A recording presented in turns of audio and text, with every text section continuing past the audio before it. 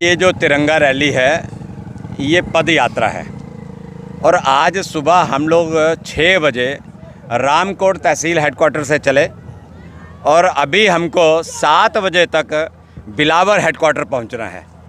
रास्ते में असंख्य लोगों ने यात्रा का, इस पद यात्रा का स्वागत किया, भोजन इत्यादि का प्रबंध किया। मैं खुद देख के बड़ा अभिभूत हूँ कि इतनी ज़ोरदार यात्रा, इतना लोगों का मतलब प्यार, ये अपने आप में एक मिसाल है, मैं कह सकता हूँ। और सबसे बड़ी बात मित्रों, प्रधानमंत्री जी का आह्वान था कि हर घर पे झंडा लगना चाहिए, हर छत पे, हर मुंडेर पे तिरंगा होना चाहिए। तो हमारे भी मन के अंदर आया कि क्यों ना कुछ नया किया जाए।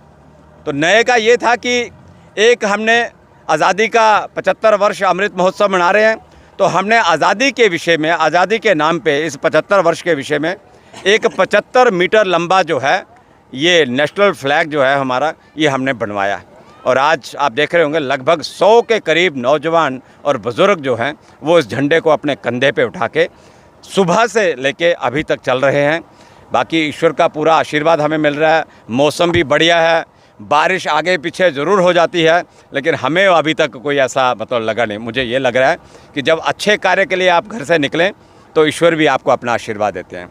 बाकी आप सब लोग इस यात्रा को, इस पद यात्रा को कैप्चर करने के लिए यहाँ पे आए, दूर से आए। ये पहाड़ी क्षेत्र है।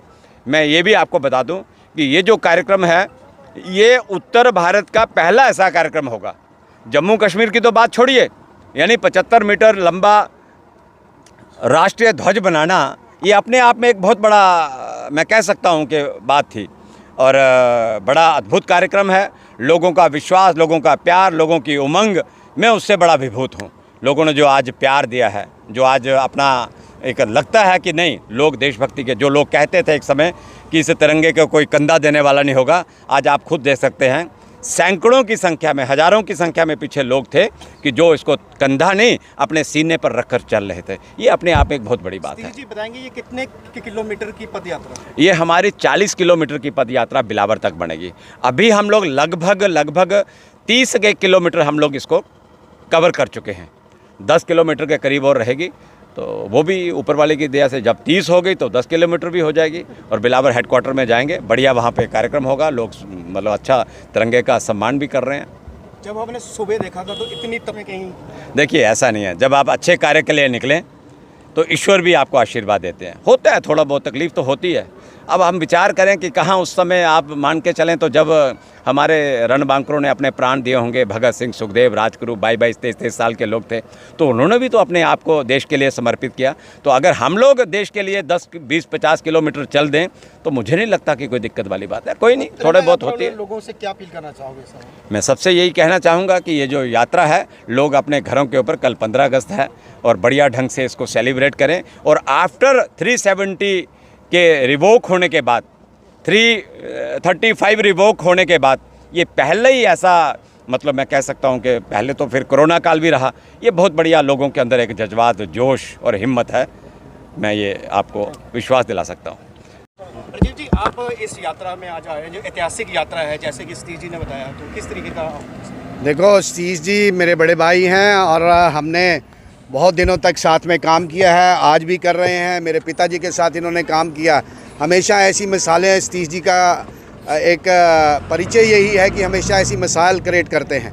आज भी इन्होंने एक मिसाल क्रिएट की और उन लोगों को एक संदेश देने का प्रयास किया है सतीश जी ने, जिन्होंने कहा था अगर आप 370 तोड़ोगे तो इस प्रदेश, इस यूटी में, जो आईयूटी है, कि आपको तिरंगा उठाने वाला कोई नहीं मिलेगा।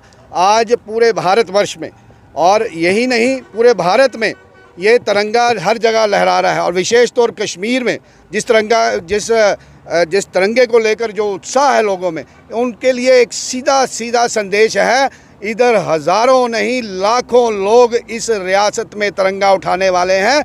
और आपके माध्यम से मैं आदरणीय प्रधानमंत्री साहब को एक और संदेश देना चाहता हूं कि जो प्रधानमंत्री साहब आए दिन कहते हैं कि हमें आत्मनिर्भर देश बनाना है, ये जो तिरंगा बनाया गया है, मैं सतीश जी को और इनकी टीम को, अपनी बहनों को, महिलाओं को एक बहुत बड़ा आभार प्रकट करता हूं कि ये आत्मनिर्भर की मिसाल है। रामकोट की बहनों ने ये तिरंगा यहीं तैयार किया है और आज हम चल रहे हैं। कार्यक्रम स्थल ਦੇ ਉੱਪਰ ਆਣ, ਇੰਦਰ ਚੌਂਕ कार्यक्रम स्थल ਦੇ ਉੱਪਰ ਆਣ सारे लोग। बहुत बहुत धन्यवाद। सारे निवेदन है, हाँ वाह जी वाह।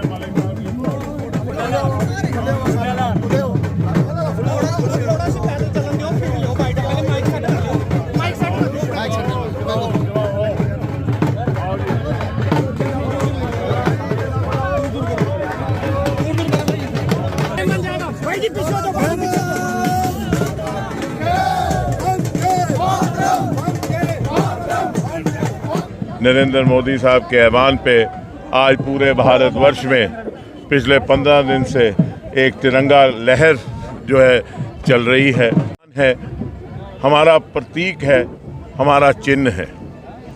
मैं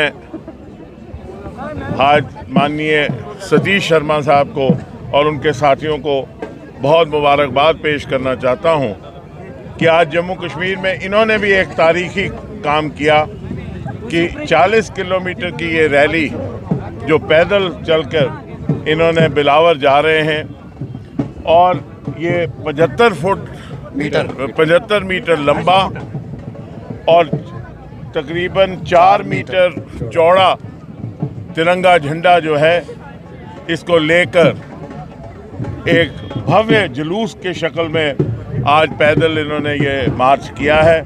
मैं इनको और इनके साथियों को मुबारकबाद देना चाहता हूँ। तिरंगा केवल एक नेशनल चिन्ह नहीं है, इसके हर हिस्से में हमारा भारत का प्रतीक है। भगवा रंग हमारी ताकत, भारत की ताकत का निशान है। सफ़ेद रंग भारत की शांति और भारत का एक सभ्य तरीके का प्रतीक है। हरा रंग हमारे इस धरती का प्रतीक है जिसने हमेशा हर दुनिया के कोने के लिए अब यहाँ पे उपजाऊ धरती का प्रतीक है और लोगों की शांति और अमन और प्यार से रहने का प्रतीक है। मैं एक बार फिर इनको मुबारकबाद देता हूँ। सतीश जी मेरे बड़े भाई हैं, बड़े तजुर्बाकार एक सियासतदान हैं और इनका रात को हुक्म हुआ, उस हुक्म की तामील करते हुए मैं यहाँ आया। मेरे बड़े भाई पवन गुप्ता जी के आदेश पे, जसरोटिया जी के आदेश पे और इनके आदेश पे मैं यहाँ हाजिर हुआ और मैं सब भारतवर्ष के लोगों को और ख़ास तौर पे बिलावर, कठुआ, जम्मू कश्मीर के लोगों को मुबारकबाद देता हूँ कि कल का दिन एक ऐतिहासिक दिन होगा जहाँ 15 दिन से चल रहा है ये तिरंगा। हर घर पे एक तिरंगा होगा, हर घर पे एक तिरंगे की लहर होगी और भारत जो है 75वें साल में जब अपना मना रहा है तो ये एक बहुत ऐतिहासिक पल है और हमें पूरी उम्मीद है कि जिस पथ पे यशस्वी प्रधानमंत्री माननीय नरेंद्र मोदी साहब ने भारत को चलाया है तो 100वां साल जब होगा तो भारत एक विश्व गुरु होगा, विश्व का प्रतीक होगा और भारत का तिरंगा जो है पूरे विश्व पे लहराएगा। सर मैं बड़े सारे किसी के 35 और 300 तक होने के बाद वो झंडा उठाने वाला कोई नहीं रहेगा कश्मीर में, इसके बारे में जानिए। महबूबा मुफ्ती एक बदकिस्मती है, ये जमहूरियत है जो ये बर्दाश्त करती है, ये भारत की जमहूरियत है जो ऐसी बातें बर्दाश्त करती है। लेकिन जो आदमी, जो भी शख्स भारत में रहने वाला है, अगर वो इस झंडे का निरादर करता है तो उसको मुंह तोड़ जवाब दिया जाएगा। ये झंडा हमारी शान है, हमारी जान है और इसके लिए हम जान ले भी सकते हैं और जान दे भी सकते हैं। बोलो